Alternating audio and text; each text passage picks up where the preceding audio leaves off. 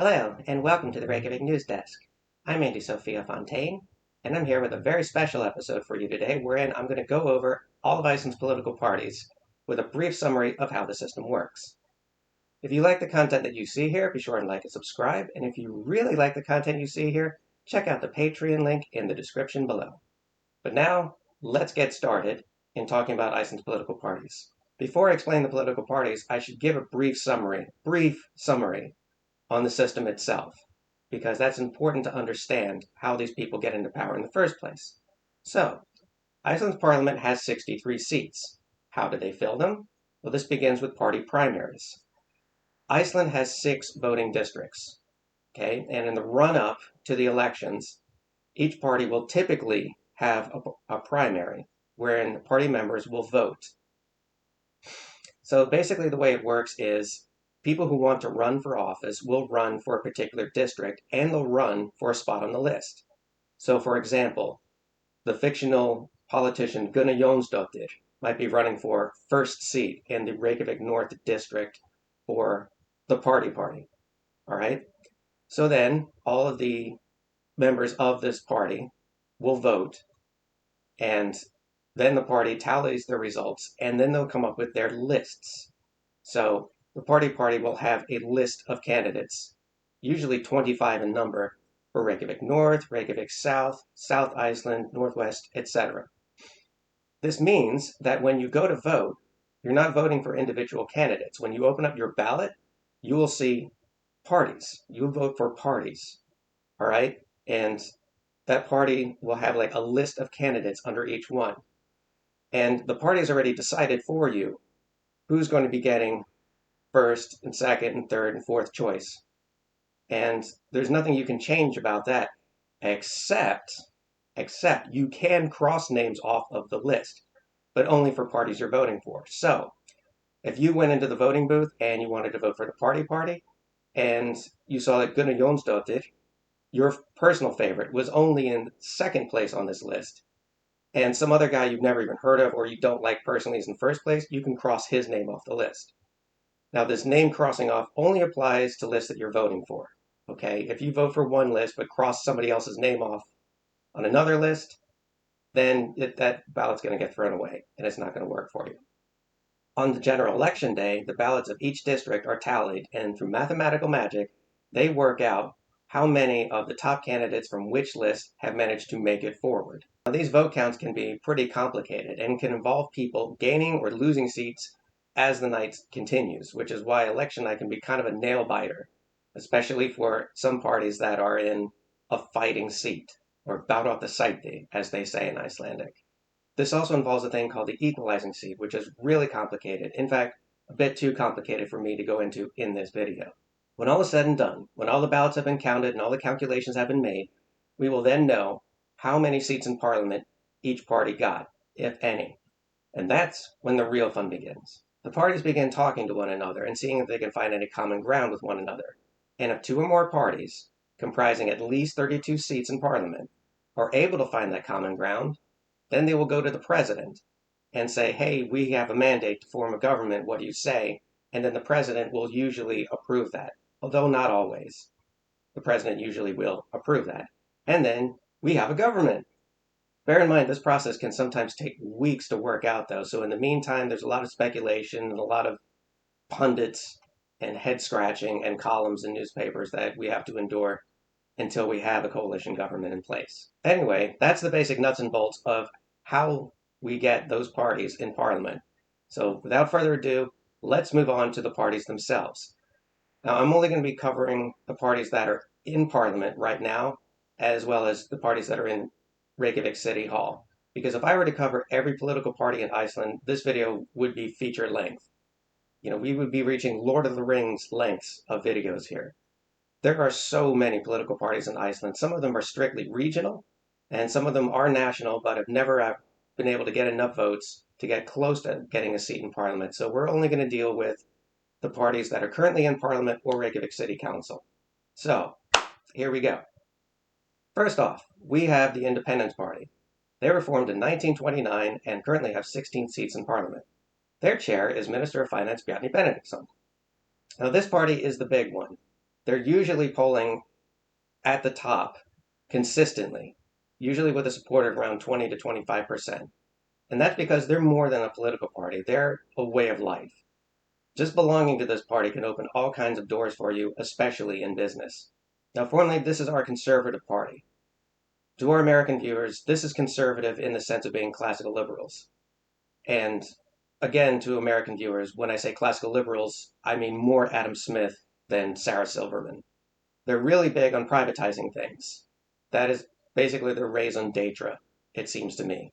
Privatizing the banks, privatizing the healthcare system, anything that's currently in public ownership, privatization is always the answer as far as the Independence Party is concerned. They're also a really great example of hereditary voters in the sense that you will have, because this party has been around for so long, you will have voters who vote for the Independence Party in large part because their parents and their parents before them voted for the Independence Party too.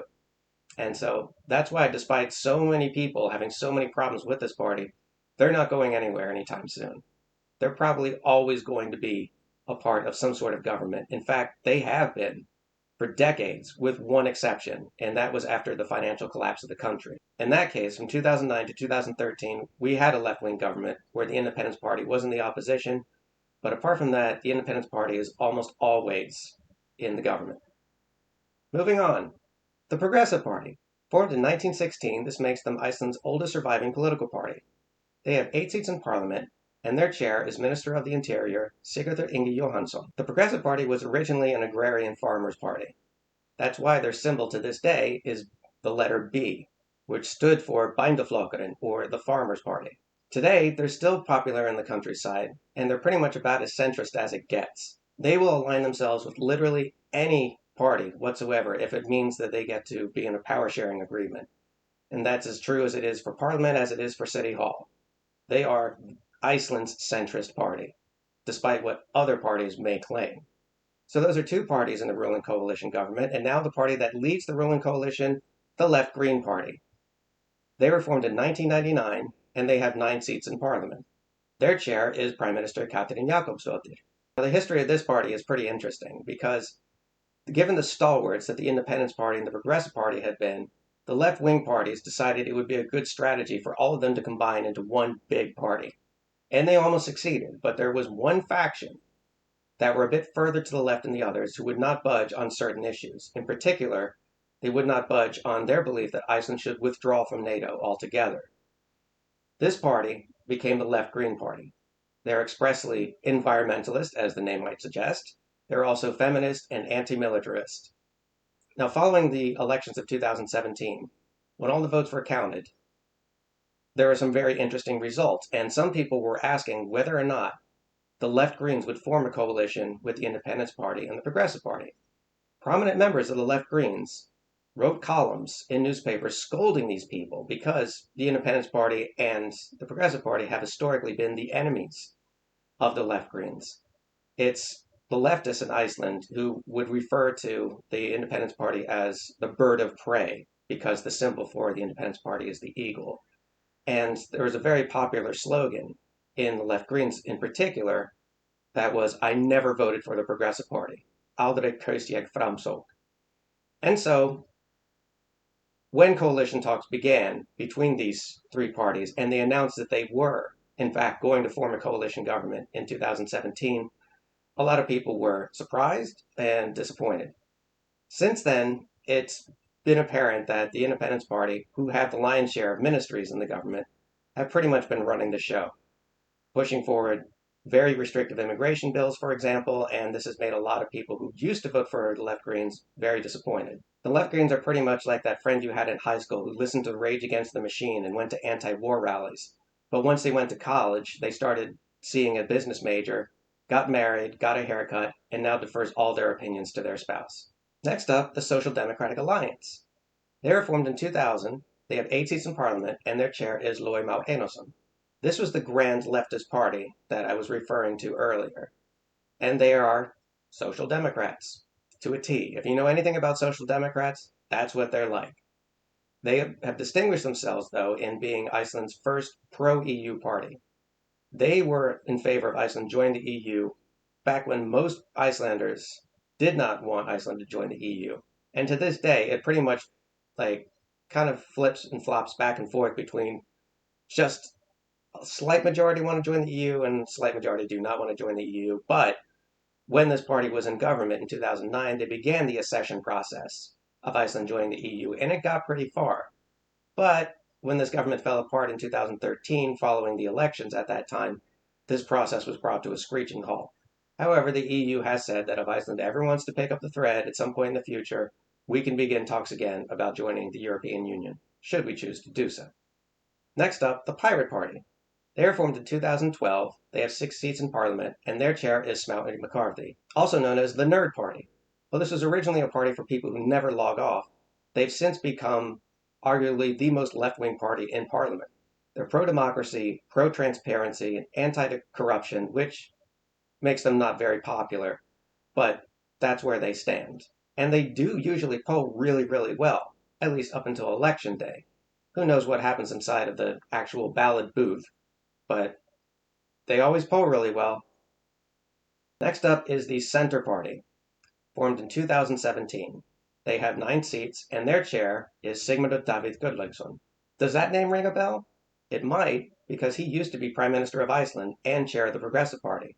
However, then a thing called the Panama Papers happened, he had a really embarrassing interview, and long story short, he was forced to resign. Some months later, and just a couple weeks before Election Day, he decided to form his own political party, which siphoned off some of the most unhinged right-wingers from the Progressive Party to form the Center Party. This party really hasn't done much in terms of making a name for themselves, with the exception of the fact that some members of this party were once surreptitiously recorded in a bar saying incredibly sexist things about their female colleagues. Amazingly, there have been no consequences to this whatsoever. Next up is the Reform Party. They were formed in 2016, they have 4 seats in Parliament, and their chair is Þorgerður Katrín Gunnarsdóttir. The Independence Party has had a lot of splinter groups. For example, in the early 2000s, there was a party called the Liberal Party, which was pretty much just the Independence Party, except they were against the fishing giants.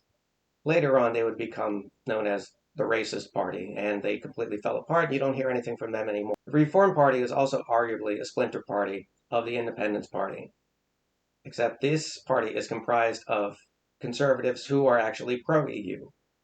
In fact, Þorgerður Katrín was a prominent member of the Independence Party, and the party still contains a lot of people who used to be active in the Independence Party. So if you're conservative but you want to join the EU, this is the party for you. Next, we have the People's Party. They were formed in 2016. They have 2 seats in Parliament, and their chair is Inga Sæland.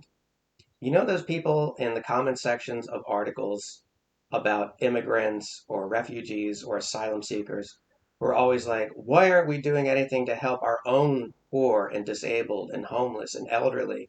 Why are we helping these people who are invading our country and living on our benefits? That's this party. Lastly, we have the Icelandic Socialist Party. They were formed in 2017. While they have no seats in Parliament, they do have 1 seat on City Council, and they were founded by Gunnar Smári Eyjolfsson. Now, these are not socialists in the sense of workers seizing the means of production and distribution. Their platform, while it's a good one, is pretty much just to the left of the Social Democrats, or Democratic Socialists. Either way, they have a good platform, but they've really been struggling to drum up support. In any event, those are Iceland's active political parties. I hope you found this as educational as you did entertaining, and by that I mean a great deal. If you like this content, be sure to like and subscribe, and if you really, really like this content, check out the Patreon link in the description below. On that note, I want to thank Corinne Vasquez and Marion Ward for subscribing to the Patreon on the $20 level, as well as Stephen Ellis and Vivi Carvalho-Schaffner for subscribing on the $10 level. You folks rock. Anyway, that's all for me. Be good to each other.